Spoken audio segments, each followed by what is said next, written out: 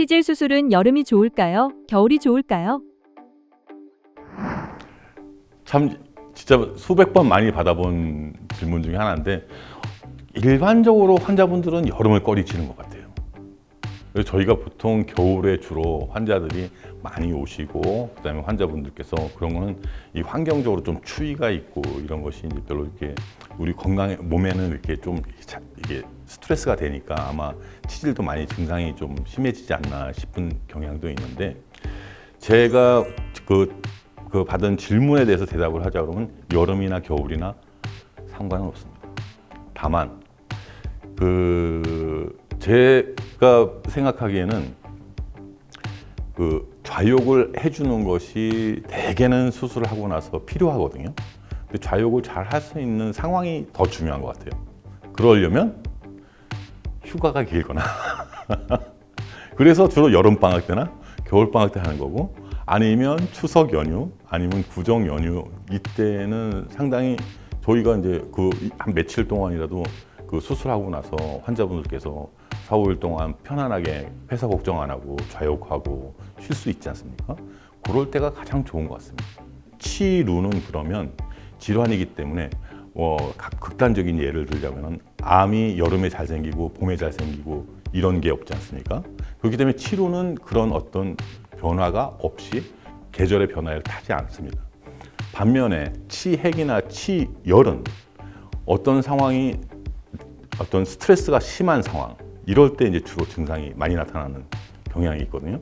그렇다고 그러면 여름이 더 스트레스가 되느냐 아니면 겨울이 더 스트레스가 되느냐를 봤을 때 대개는 겨울이 조금 더 안 좋은 것 같은 느낌이 있어요.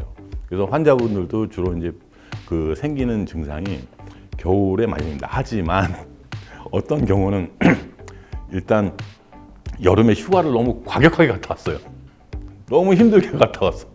8시간 가족들 데리고 8시간 동안 9시간 동해안, 남해안 갔다 왔어요. 그러면 이제 항문이 불편할 수 있죠. 당연히. 그래서 이런 것들은 되게 휴가가 많은 여름철에도 많이 생기긴 합니다. 근데 일반적으로 이 생활에서의 어떤 불편함은 주로 좀 겨울 쪽에가 좀 많기 때문에 이런 증상들이 좀 잘 생기는 것 같습니다. 치질이 재발하는 분들은 왜 그런 것인가요?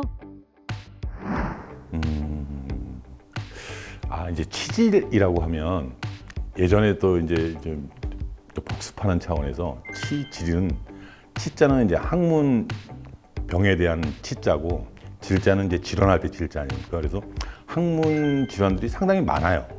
그 중에서는 이제 뭐 치핵도 있고 치루도 있고 뭐 치열도 있고 여러 가지가 있는데 요 세 가지를 이제 3대 질환이라고 하거든요.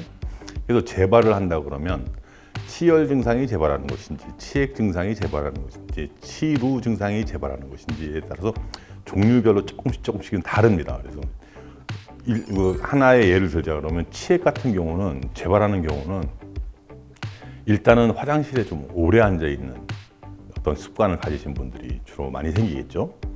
반면에 치열은 항문이 찢어지는 병이기 때문에 변이 상당히 굵은 형태로 변을 보시는 분들이 주로 많이 생기겠죠. 반면에 치루는 어떨까요? 치루는 항문의 관략근에 생기는 염증이잖아요. 그래서 이것이 잘 생기는 이유는 대개는 설사를 자주 하시거나 과민성 대장증후군이 좀 심하신 분들 이런 분들이 좀 주로 잘 생기게 되겠죠.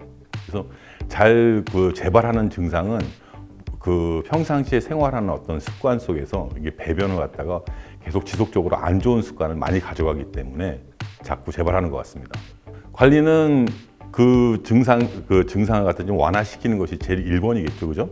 마지막에 안 될 때 이제 저희가 이제 수술을 하는 거기 때문에 증상을 완화하는 방법은 치료와 같은 경우는 이제 설사나 이런 과민성 대장증후군이 있다 그러면 여기에는 이제 뭐 유산균을 복용한다든가 아니면은 진경제라고 해서 그 장을 갖다 좀 장이 예민하신 분들 배가 좀 더부룩하고 배가 아프고 이런 분들한테 쓸 수 있는 과민성 대장증후군에 대한 약이 좀 있거든요. 그런 것들 드시고 음식 섭취에 있어서도 되게 내가 이걸 먹으면 조금 설사를 하더라. 내가 찬 음식을 먹으면 좀 설사를 많이 하더라.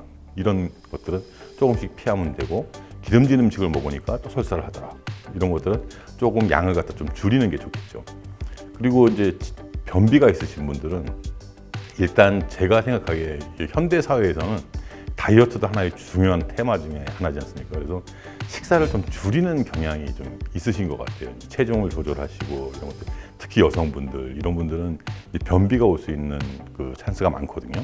그럴 때는 칼로리가 높지는 않아도 우리가 이제 변을 만드는데 효과적일 수 있는 것들, 이제 식이섬유 같은 것들이 있지 않습니까?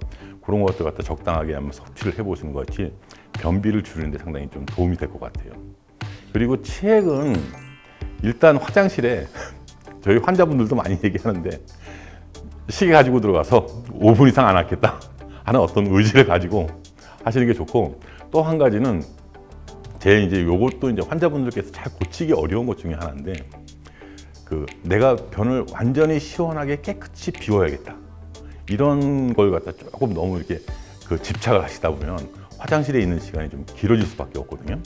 그럴 때는 내가 한 번 더 가면 되지 이런 식으로 조금 좀 마음을 조금 좀 이 변에 대해서 그 완벽하게 비워야겠다는 생각을 조금 비우시는 것이 훨씬 도움이 될 것 같습니다.